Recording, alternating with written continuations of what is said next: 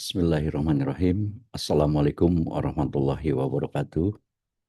Waalaikumsalam warahmatullahi wabarakatuh.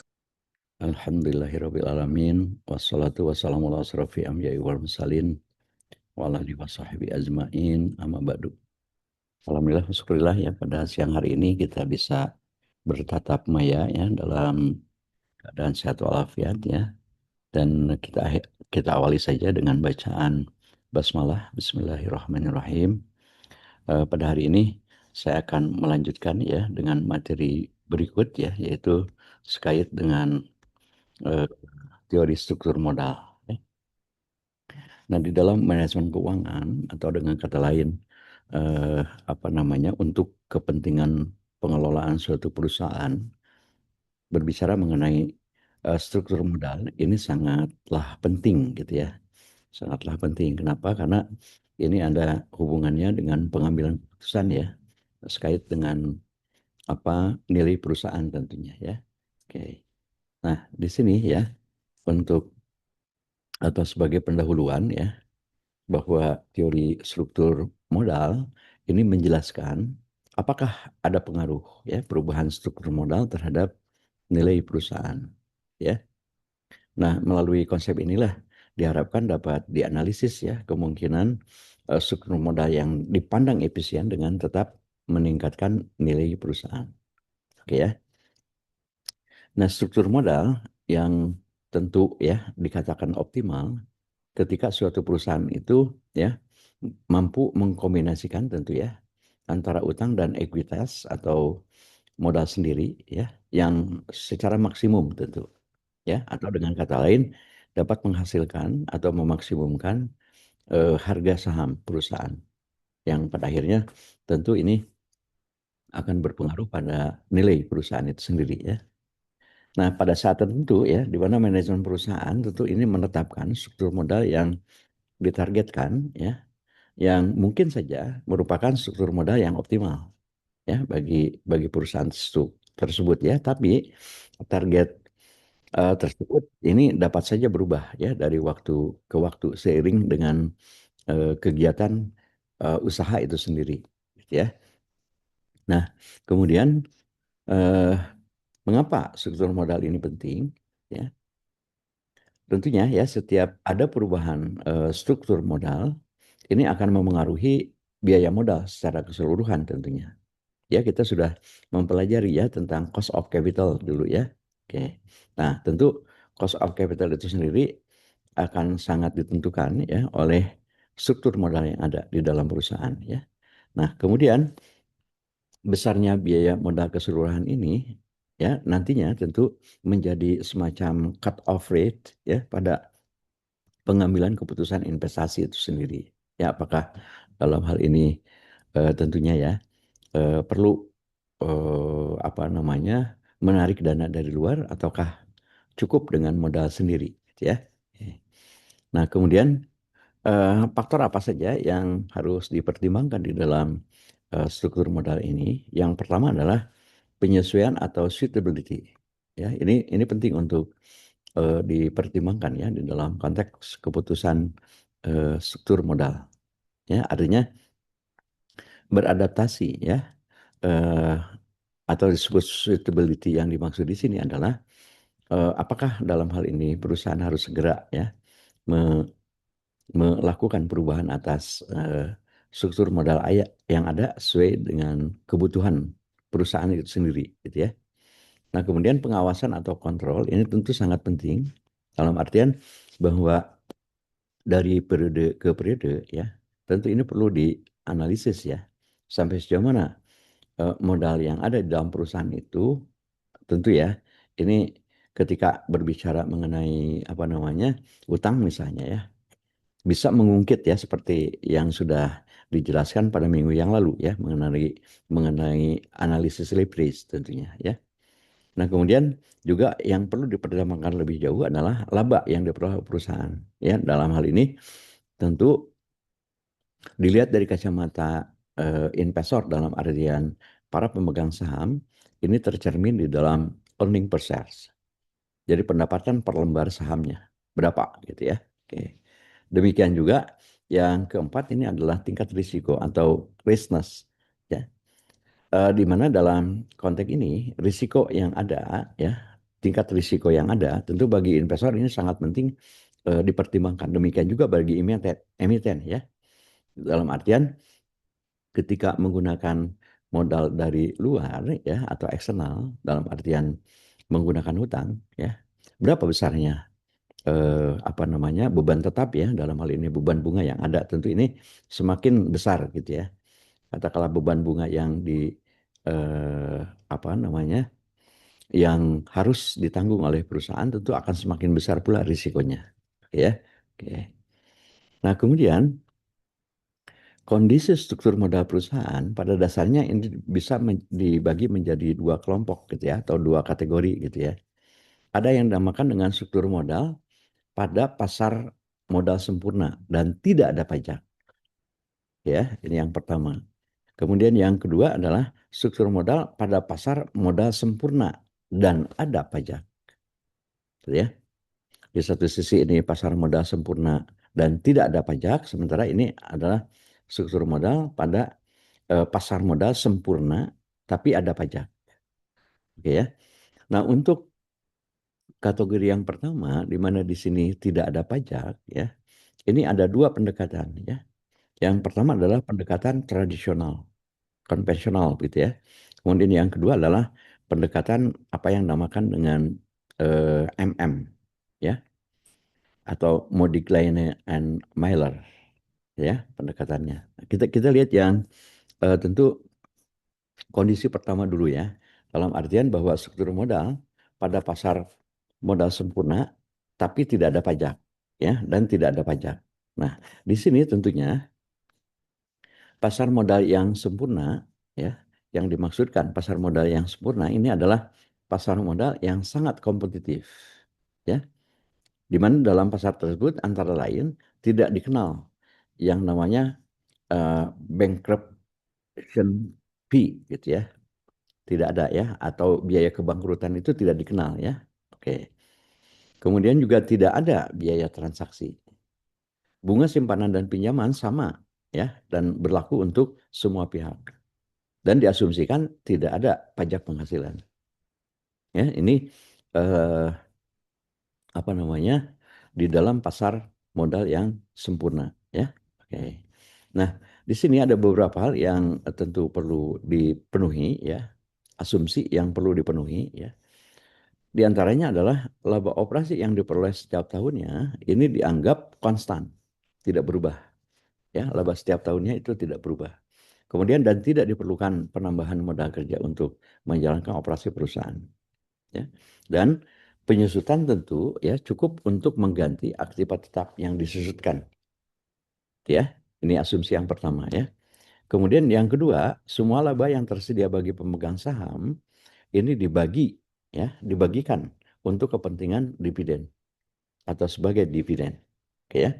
Kemudian yang ketiga, utang yang digunakan bersifat permanen, ya, tidak berubah-ubah, ya. Ini berarti bahwa utang yang jatuh tempo, ya, ketika ada utang yang harus dibayar dan pada waktu itu dibayar, maka sudah barang tentu di sini diperpanjang kembali gitu, ya. Oke. Kemudian berikutnya penggantian struktur utang itu dilakukan secara langsung, ya. Artinya apabila perusahaan menambah utang, maka modal sendiri tentu terkurangi, ya, dengan sendirinya, ya. Kalau menambah utang berarti modal sendiri ini dikurangi gitu, ya. Oke. Itu untuk pasar modal sempurna, ya. Oke. Nah, di mana dalam konteks ini tentu, ya, di dalam kita atau untuk kepentingan, ya, kita menganalisis terkait dengan struktur modal yang ada beberapa notasi yang digunakan dalam berbagai formulasi, ya. Ya, ini tentu tidak perlu tidak perlu dihafal, ya, saya kira, ya. Notasi-notasi ini, ya, karena mudah, ya. Oke, ya. Nah, di mana untuk yang pertama notasi O ini, ya, ini sama dengan laba operasi atau earning before interest and tax, ya. Oke. F ini adalah bunga utang yang dibayarkan oleh perusahaan. Kemudian E ini adalah laba yang tersedia bagi pemilik. Lalu S adalah nilai pasar modal sendiri, ya. ekuitas gitu ya, equity gitu ya. Kemudian B adalah nilai pasar utang ketika kita meminjam dana dari luar gitu ya. Dan V ini total nilai perusahaan, yaitu nilai pasar utang ditambah dengan nilai pasar modal sendiri, B plus S. Ya, oke. Kemudian KE ini adalah biaya modal sendiri atau return yang diharapkan. Oke ya, biaya modal sendiri atau return yang diharapkan sama dengan return yang diharapkan ya.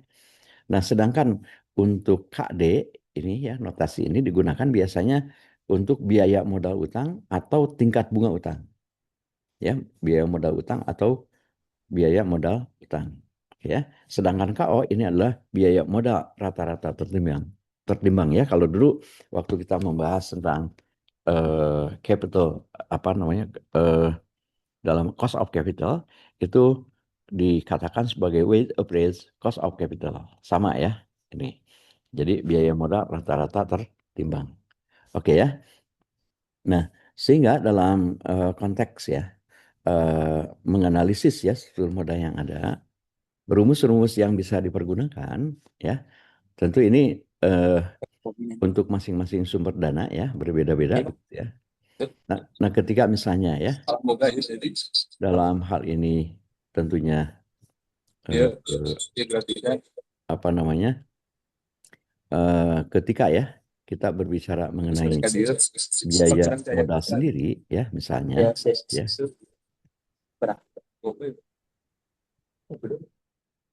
ya ketika kita berbicara mengenai modal sendiri ya atau KE ya notasinya ini bisa dicari dengan cara E per S ya demikian juga biaya modal utang ya KD ini bisa dicari melalui ya F per B ya tinggal dilihat aja S itu apa B itu apa gitu ya oke oke ya oke sedangkan untuk biaya modal rata-rata tertimbang ya nah ini sama dengan KO sama dengan KE itu sendiri ya ini dikalikan dengan S dibagi B plus S ditambah dengan KD ya dikalikan dengan B dibagi dengan B plus S atau ya sama dengan KO ini adalah O dibagi dengan V gitu ya. Kalau O berarti kan di sini O itu menunjukkan laba operasi ya. V adalah total nilai perusahaan. Oke ya. Oke. Jadi mudah sekali ya ini untuk formulasi yang dipergunakan dalam rangka menganalisis struktur modal ini. Oke ya. Nah, pendekatan tradisional berpendapat ya ini dalam konteks pendekatan tradisional ya, di mana dalam hal ini tanpa ada pajak ya atau tidak ada pajak, bahwa dalam pasar modal yang sempurna dan tidak ada pajak, bahwa nilai perusahaan atau biaya modal perusahaan ini dapat diubah menjadi cara mengubah struktur modal itu sendiri, yaitu dalam hal ini B per S. Oke ya, kalau B per S berarti dalam hal ini ada nilai pasar utang dibagi dengan nilai pasar modal sendiri atau biaya utang dibagi dengan dalam hal ini nilai daripada modal sendiri itu sendiri ya. Oke.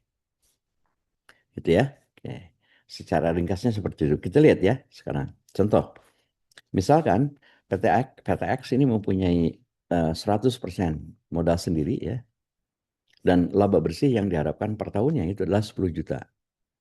Tingkat keuntungan yang diharapkan pemilik modal KE ya adalah 20%. Maka nilai perusahaan tentu dapat dihitung sebagai berikut ya. Kita lihat E per S ya, di mana S itu sama dengan E per KE ya. Sehingga S itu diperoleh ya dalam hal ini 10 juta dibagi dengan 0,2 ya, 10 juta dibagi dengan 20% ya atau 0,2 sehingga diperoleh 50 juta ya. Itu untuk S-nya ya. Oke. Nah, biaya modal perusahaan KO itu sendiri tentu ya sini 10 juta dibagi dengan 50 juta gitu ya. 10 juta dibagi dengan 50 juta. Oke. Ya. Jadi ini dengan mudah ya bisa kita peroleh yaitu 0,2 ya. 0,20. Oke. Nah, di sini bisa kita lihat ya.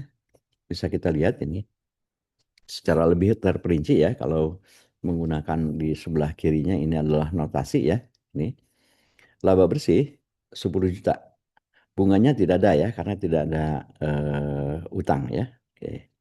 Kemudian laba bersih untuk pemilik saham praktis ini 10 juta ya. Oke. Sementara untuk biaya modal sendirinya 0,2 atau 20% ya. Sehingga nilai modal sendirinya berarti 50 juta ya. Sini. 50 juta ya. Nilai pasar utangnya tidak ada ya. Oke. Nilai perusahaan itu akan sama dengan nilai modal sendiri ya. Dalam hal ini 50 juta. Oke ya, sehingga biaya modal perusahaan itu adalah 0 ya, kali 0 dibagi 50 plus 0, ini bagaimanapun juga karena 0 ya, 0 pasti ya. Jadi 0,2 dikalikan dengan 50 per 50. Oke ya. Nah, sehingga hasilnya adalah dalam hal ini 0,220. Ya boleh, terstruktur seperti ini juga boleh. Menggunakan formulasi tadi juga tentu lebih mudah ya. Oke. Baik ya. Nah kemudian sekarang ya kita akan melihat di sini. Di mana misalkan ya PTX ini mengganti ya sebagian modal sendiri dengan utang. Ya, jadi tidak semuanya modal sendiri ya. Di mana biaya utang atau KD atau tingkat keuntungan yang diminta oleh kreditur itu adalah 16%. Ya, dan bunga ini harus dibayar setiap tahunnya adalah 4 juta ya setiap tahunnya. Nah, dengan menggunakan utang perusahaan menjadi lebih lebih berisiko tentunya ya. Dan karenanya biaya modal sendiri KE ini tentu akan naik ya. Tidak lagi 20% ya. Ya, naik menjadi misalnya dalam hal ini 22%. Nah, kalau laba operasi ya eh, secara bersih ya, laba operasi bersih tidak berubah, diasumsikan sama dengan eh, yang tadi ya, maka nilai perusahaan itu akan nampak sebagai berikut. Jika laba bersihnya tidak berubah ya, tetap 10 juta ya di sini. Nah, tentunya di sini ya karena ada bunga ya, ada bunga yaitu sebesar 16% gitu ya. 16%, maka sudah menentu ini harus dikurangi dengan 4 juta ya. Oke. Sehingga laba tersedia untuk pemilik saham itu hanya 6 juta. Oke. Nah, sementara untuk biaya modal sendiri ya, ini lebih besar ya, 0,22. Dan delay modal sendiri tentunya ya 6 juta dibagi dengan 0,22. Jadi yaitu 27,27 juta. Oke ya. Dan untuk nilai hutangnya tentunya ya ini 4 juta dibagi dengan 0,16 ya nilai hutangnya ya. Jadi 25 juta di sini. Sehingga nah nilai perusahaannya bukan lagi 50 juta ya sekarang dengan adanya modal apa namanya utang ya, tapi menjadi 52,27 juta ya. Nah, sehingga kita bisa menghitung juga KO ya untuk modal perusahaan tersebut ya tentunya 0,22 dikalikan dengan 27,27 dibagi 52,27 ya ditambah 0,16 ya ini untuk apa pinjaman ya dikalikan dengan 25 dibagi dengan 52,27 ya. Nah, sehingga dalam hal ini tentunya ya KO-nya ini lebih kecil ya dibanding dengan apabila perusahaan dalam hal ini tidak menggunakan hutang. Ya, jadi beban dalam arti kata biaya modal perusahaannya itu sendiri tentu lebih kecil ya dibanding dengan pada saat tidak menggunakan ya utang ya. Semula 20%, sekarang hanya 19,1%. Oke ya, gitu ya, bisa kita bandingkan. Oke. Nah, jadi setelah perusahaan menggunakan utang, bahwa nilai perusahaan itu meningkat ya, atau biaya modal perusahaan tentu menurun ya. Nah, kalau misalnya sebelum perusahaan menggunakan utang, perusahaan mempunyai jumlah lembar saham ya sebesar misalnya sebanyak 1.000 lembar, maka harga sahamnya adalah 50.000 pasti ya. Kalau yang pertama tadi ya, sebelum ada apa namanya utang ya, 50 juta dibagi 1.000, jadi 50.000 per lembar. Nah, Setelah perusahaan mengganti sebagian saham dengan utang yang diganti ya dalam hal ini adalah 25 juta atau dengan kata lain ya 500 lembar, 500 lembar gitu ya. Karena konsekuensinya kalau ada utang masuk tentu modal sendiri dikurangi gitu ya. Oke. Maka nilai sahamnya itu akan naik ya, akan naik ya, akan naik. Tidak lagi kalau tadi hanya 50.000 ya per lembar, tapi akan naik sebesar 54.000 menjadi ya, menjadi 54.540 gitu ya. Oke. Nah, ini kalau kita lihat berdasarkan pendekatan tradisional ya bahwa pinjaman ataupun hutang itu sendiri ini sangat memungkinkan untuk menjadi ya nilai perusahaan meningkat otomatis dalam hal ini harga per lembar sahamnya pun akan naik. Oke ya.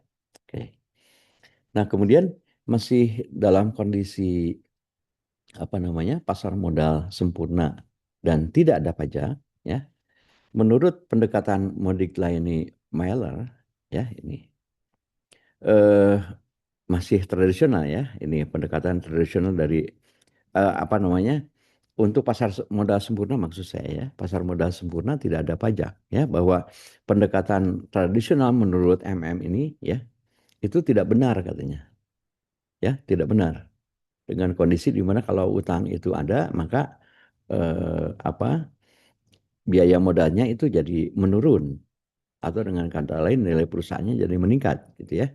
Nah, mereka menunjukkan kemungkinan munculnya proses arbitrase ya, sini arbitrase yang akan membuat harga saham atau nilai perusahaan itu sendiri yang tidak menggunakan hutang maupun yang menggunakan hutang akhirnya akan sama menurut MM begitu ya, baik yang menggunakan hutang maupun yang tidak menggunakan hutang ya akhirnya itu akan sama dan melalui proses arbitrase ini ya. Nah, proses arbitrase ini muncul karena investor selalu lebih menyukai investasi yang memerlukan dana yang lebih sedikit, ya. Tetapi memberikan penghasilan bersih yang sama dengan risiko yang sama pula. Nah, ini ya, MM beranggapan seperti itu, ya. Nah, sehingga dalam konteks ini misalnya ya, di sini ada sebuah contoh ya. Misalkan Yunita memiliki 20% saham PTX yang menggunakan utang. Ya, yang menggunakan utang. Dengan demikian, nilai kekayaannya tentu ya 0,2 atau 20% kali, nah ini ya 27,27 juta. Sehingga sebesar ya nilainya berarti ya sebesar 5,45 juta. Nah, selanjutnya terdapat PTY yang identik dengan PTX yang tidak mempunyai utang ya. Ini dalam kondisi yang mempunyai utang. Yang tidak mempunyai utang. Nah, di sini tentunya proses arbitrase ini dilakukan ya bahwa penjualan saham ya atau harga jual saham PTX ya dan memperoleh dana 5,45 juta ya. Oke. Pinjam misalnya 5 juta ya, yaitu 20% dari nilai utang PTX. Ya. Oke. Kemudian membeli di sini 20% saham PTY yang tidak mempunyai utang senilai 0,2 kali ya kali dalam hal ini 50 juta yaitu 10 juta ya nilainya. Oke ya. Oke. Nah, kemudian berikutnya Yunita tadi ya dapat menghemat investasi senilai ya 5,45 juta ditambah dengan 5 juta dikurangi 10 juta tentunya ya.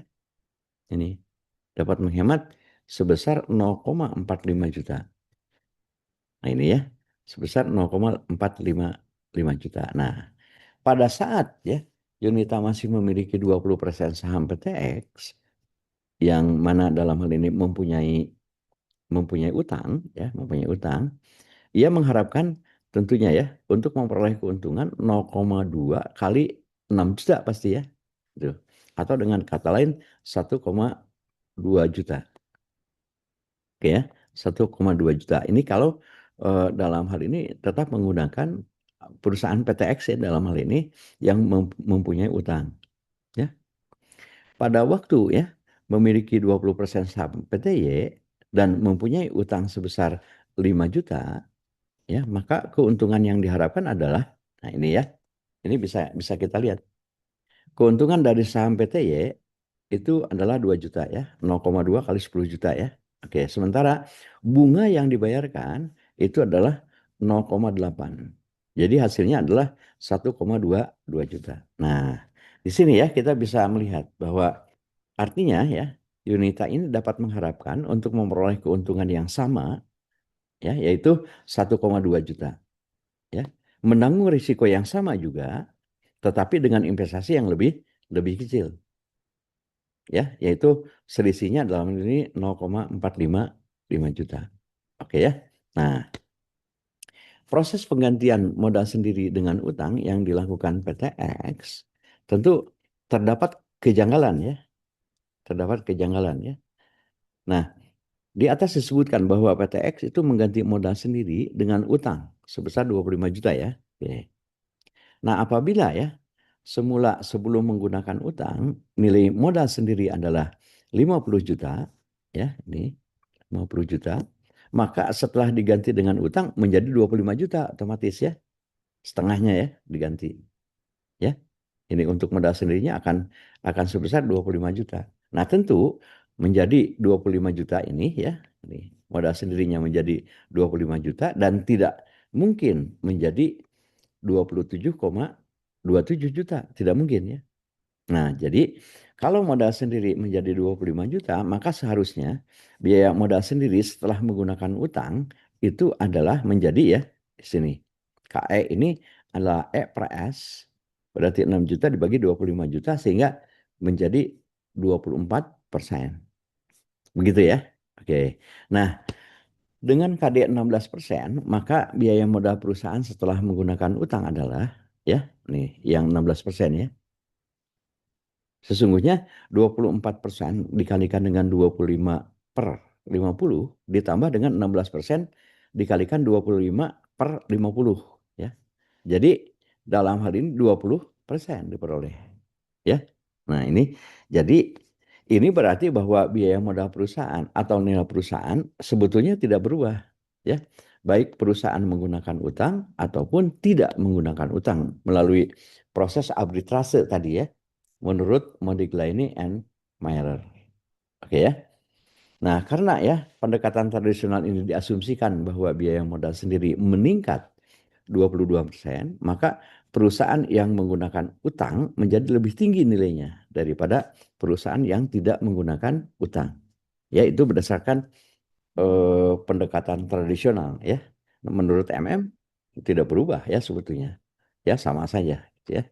Nah, jadi dalam konteks ini ya tentunya dalam keadaan pasar modal dan tidak ada pajak ini MM merumuskan bahwa biaya modal sendiri atau KE ini akan berperilaku sebagai berikut ya. Oke. Jadi KE ini sama dengan Q ya plus tentu Q min KD ya dikalikan dengan B per S. Dalam hal ini tentu yang dimaksud dengan KU ini adalah biaya modal sendiri pada saat perusahaan itu tidak menggunakan hutang ya, kayak ini tidak menggunakan hutang ya. Oke.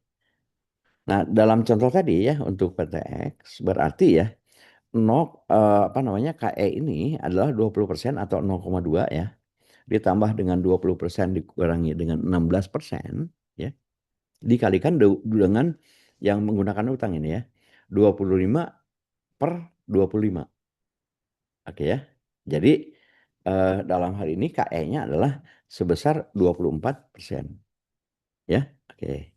Jadi kita memperoleh angka yang sama ya dengan cara penghitungan yang tadi ya sebetulnya. Ya kalau tidak ada pajak. Jadi biaya modalnya itu akan sebesar 24%. Jadi tidak berubah gitu ya maksudnya ya dalam hal ini. Oke ya. Nah, kemudian coba kita perhatikan ya. Untuk biaya utang ini atau KD selalu lebih kecil ya daripada biaya modal sendiri ya. Oke.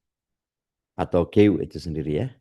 Hal tersebut tentu disebabkan karena pemilik modal sendiri menanggung risiko yang lebih besar daripada pemberi kredit. Dan kita tentu berada dalam pasar modal yang sangat kompetitif. Ya. Jadi hal tersebut tentu disebabkan oleh pertama ya, penghasilan yang diterima oleh pemilik modal sendiri tentunya ya, ini bersifat lebih tidak pasti ya dibandingkan dengan pemberi kredit. Ya, kalau pemberi kredit sudah jelas-jelas ya eh, apa bunga yang diharapkannya ya sebesar bunga yang dibebankan gitu ya. Sementara untuk investor dalam arti kata pemegang saham ya, tentu ini penuh ketidakpastian ya. Oke. Artinya tidak pasti ya. Oke. Dalam peristiwa likuidasi ya, tentu pemilik modal sendiri akan menerima bagian paling akhir ya, terakhir ya di dalam proses likuidasi setelah kredit-kredit dilunasi. Artinya bahwa pemegang saham itu apa namanya risikonya lebih tinggi ya dibanding dengan kreditur ya karena ada aspek tadi ya ketika likuidasi pemegang saham itu paling belakang ya ke bagian sisa-sisa dari yang ada di dalam perusahaan itu. Jadi terlebih dahulu akan apa namanya dalam hal ini akan memprioritaskan terlebih dahulu untuk membayar utang. Ya, oke.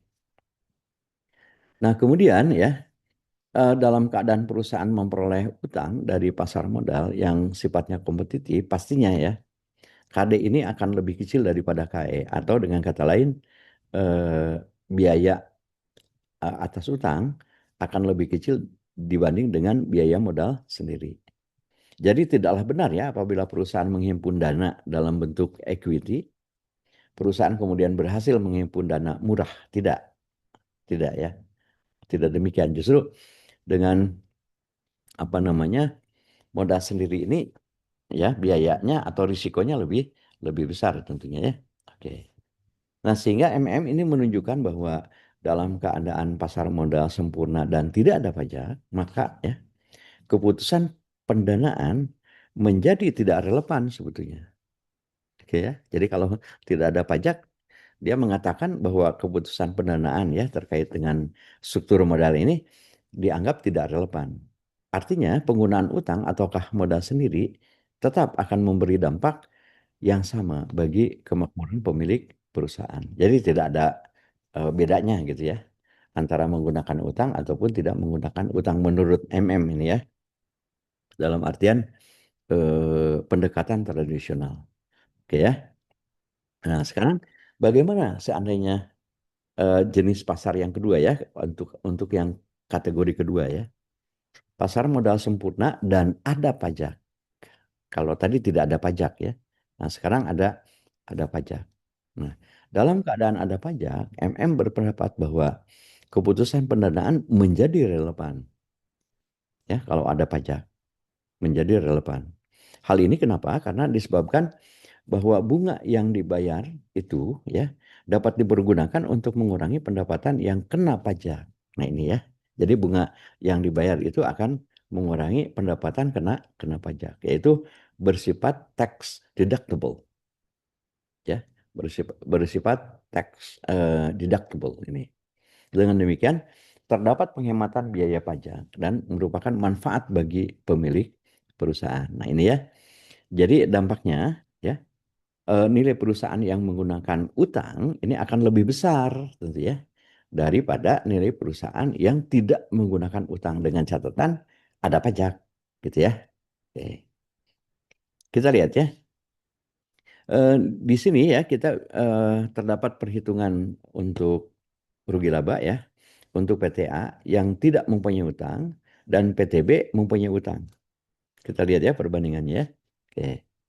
Laba operasi sama 10 juta ya. Bunganya PTA karena tidak ada utang berarti nol. Sementara PTB ini 4 juta ya. Sehingga laba sebelum pajak ini 10 juta, ini 6 juta. Pajak 25% ya misalnya. Ya, sehingga untuk PTA 2,5 ya. Sementara untuk PTB hanya 1,5 juta. Oke ya. Sehingga laba sebelum pajaknya atau sorry, laba setelah pajaknya adalah masing-masing ya 7,5 juta dan 4,5 juta. Oke ya. Oke. Nah, bila diasumsikan ya bahwa utang tersebut permanen, maka PT X tersebut ya ini akan memperoleh manfaat penghematan pajak setiap tahun ya, yaitu 1 juta penghematannya ya. Ya, 1 juta ya. Ini 2,5 juta ya, 2,5. Sementara ini hanya 1,5. Oke ya, oke ya. Selanjutnya berapa eh, nilai manfaat ini, gitu ya? Tentu, tentu ya. Nilai penghematan pajak ini tentu dapat dihitung ya sebagai berikut. Present value untuk penghematan pajak sama dengan penghematan pajak dibagi dengan tingkat bunganya ya. 1 + R. Sini, di mana present value ini VV ini merupakan present value dan R adalah tingkat bunga yang relevan biasanya sama dengan tingkat bunga pinjaman ya, atau biaya modal pinjaman, atau KD, atau biaya utang ya. Karena penghematan tersebut tentu diperoleh karena menggunakan utang. Kalau tidak menggunakan utang tidak akan ada ini ya. Oke.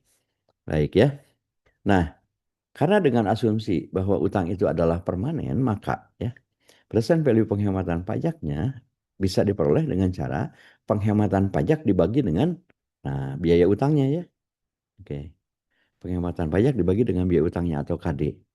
Dan MM ini berpendapat bahwa nilai perusahaan yang menggunakan utang akan lebih besar daripada nilai perusahaan yang tidak menggunakan utang.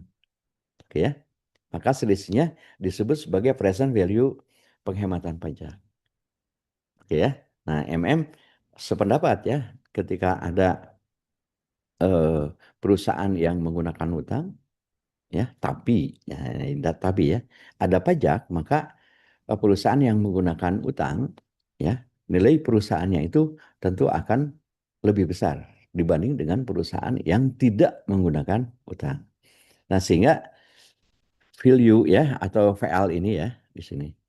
VL ini sama dengan tentu VU ditambah dengan present value penghematan pajak.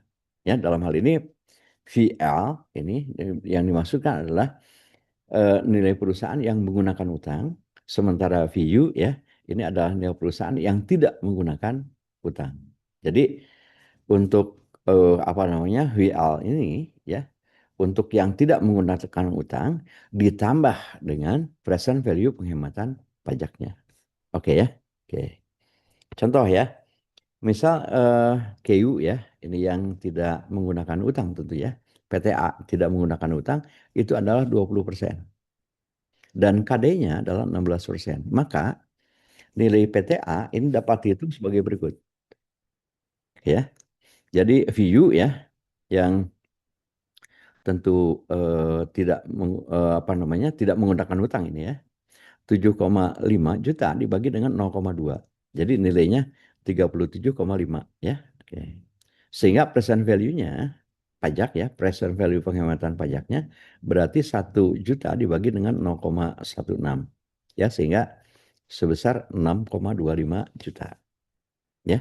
Maka nilai perusahaan yang menggunakan hutang atau VL dalam hal ini PTB ya, tentu ini menunjukkan ya eh, 37,5 ditambah dengan 6,25 ya. Jadi dalam hal ini ya VU ditambah dengan penghematan pajaknya ya, tentu lebih besar ya. Dalam hal ini tentu VL dibanding dengan VU ya. Oke, 43,75 juta. Oke ya. Nah, ini menurut Modigliani and Mailer seperti ini. Nah, sekarang pertanyaannya adalah gitu ya. Berapa sesungguhnya besarnya proporsi ya antara antara utang dan modal sendiri ini yang paling ideal, gitu ya. Ini ada beberapa ilustrasi ya, di mana ketika ketika proporsi modalnya itu adalah 30% dan 70% ya, utang 30% modal sendiri 70% ya, dengan biaya modal masing-masing sama ya ini. Biaya modalnya sampai dengan 50% itu boleh dikatakan sama ini ya. 9%, 16%. Maka hasil yang diperoleh ini ya, ini hasil yang diperoleh berdasarkan eh, apa namanya? biaya modal rata-rata tertimbangnya ya itu adalah, oke ya, kita lihat yang terakhirnya ya ini 13,9%.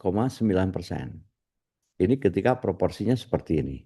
Sedangkan ya ketika proporsinya 10 seperti ini, utang 40%, modal sendiri 60% dengan biaya modal yang sama ya, maka besarnya eh, apa namanya modal rata-rata biaya modal rata-rata tertimbangnya adalah 13,2%. Kalau 50%, ya. Nah, ini jauh lebih kecil ya. Jauh lebih kecil ya modal rata-rata tertimbangnya. Oke ya. Nah, ini sudah barang tentu apa namanya? eh, menunjukkan bahwa ketika ya proporsi modalnya semakin besar katakanlah hutang gitu ya, seolah-olah menunjukkan eh, modal rata-rata tertimbangnya itu adalah akan lebih kecil. Nah, tetapi tentu tidak demikian ya, tidak demikian. Ketika misalnya di sini dibalik ya, dibanding dengan yang ini ya, dibalik 60% dan 40% ya, tentu ini bicaranya lain ya, bahwa biaya modal rata-rata tertimbangnya justru akan lebih besar, ya. Demikian juga yang ini ya. Ini juga akan lebih besar, 70%, 30%. Nah, ini ya dengan diasumsikan ya bahwa dalam konteks ini tentu biaya modalnya sudah diketahui ya dan proporsinya diperlihatkan seperti ini gitu ya. Nah, di dalam teori struktur modal ini ya, ini terus terang ya belum ada suatu teori yang dimunculkan bahwa untuk menentukan besarnya struktur modal yang optimal itu seperti apa gitu. Apakah misalnya ini ya, ada contoh di sini 50%, 50%? Tidak juga. Tidak juga ya. Tidak juga ya. Tidak dalam artian dalam kenyataan ya. Ini agak sulit untuk ditentukan secara proporsi genap seperti ini ya, 70 30 40 60 gitu ya. Tidak juga. Agak sulit. Nah, oleh karena itu ya, di dalam teori struktur modal ini ada pakar yang mengemukakan bahwa struktur modal itu ibaratnya puzzle gitu. Ya, jadi untuk menentukan besarnya struktur modal yang optimal tentunya tidak ada semacam formulasi khusus yang bisa kita gunakan. Tidak ada. Yang jelas adalah ketika struktur modal itu dikatakan optimal ya, apabila weighted average cost of capitalnya itu paling kecil, ya paling minim. Itu intinya. Ya, ketika menghasilkan biaya modal rata-rata tertimbangnya itu artinya gabungan ya antara utang dan modal sendiri yang paling kecil. Ya, itu yang dinamakan dengan struktur modal optimal. Jadi, dalam konteks ini tentu ya kita bisa berkaca dari pengalaman ya.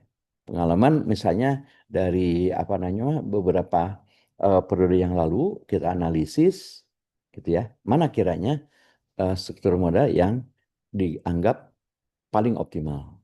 Gitu ya. Kita bandingkan berdasarkan cost of capitalnya atau weighted average cost of capitalnya.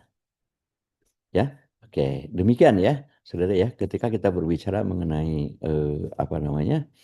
eh, teori struktur modal.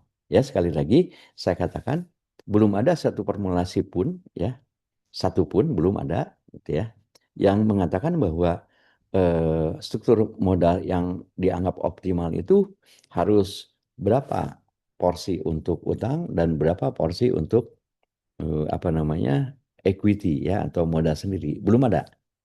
Belum ada secara pasti ini harus berapa persen, ini harus berapa persen. Yang jelas adalah bahwa struktur modal itu dikatakan optimal apabila weighted average cost of capitalnya atau biaya modal rata-rata tertimbangnya yang paling kecil gitu ya. Nah, itu yang bisa kita jadikan pegangan ya. Jadi kalaupun ada teori Modigliani and Mailer ya terkait dengan tradisional ya, ketika tidak ada pajak gitu ya, sama saja mau pakai utang ataupun tidak sama saja hasilnya. Nah, beda dengan apabila ada pajak ya. Modigliani Anmaler berpendapat bahwa perusahaan yang menggunakan utang ya itu akan memperoleh ya cost of capital atau weighted average cost of capitalnya relatif kecil dibanding dengan perusahaan yang tidak menggunakan utang. Artinya ini akan berpengaruh pada nilai perusahaan ya. Jadi nilai perusahaan atau harga saham gitu ya. Perusahaan yang bersangkutan yang menggunakan utang tentu akan lebih besar dibanding dengan perusahaan yang tidak menggunakan utang ketika ada pajak. Ya, ketika ada pajak ingat.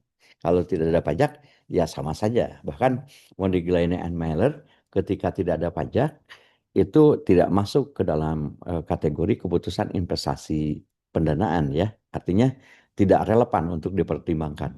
Gitu ya. Baik. Baik, sampai di sini barangkali ada pertanyaan dipersilahkan. Kalau ada yang perlu ditanyakan, saya kira ini relatif lebih mudah ya untuk memahaminya gitu ya. Oke. Baik, kalau tidak ada pertanyaan, nampaknya saya cukupkan sampai di sini saja untuk pertemuan kita hari ini ya. Terima kasih atas perhatiannya dan kita akhiri dengan bacaan alhamdulillah. Alhamdulillahirabbil alamin. Assalamualaikum warahmatullahi wabarakatuh. Waalaikumsalam. Waalaikumsalam warahmatullahi wabarakatuh. Terima kasih, Terima Pak. kasih. Ya, sama-sama.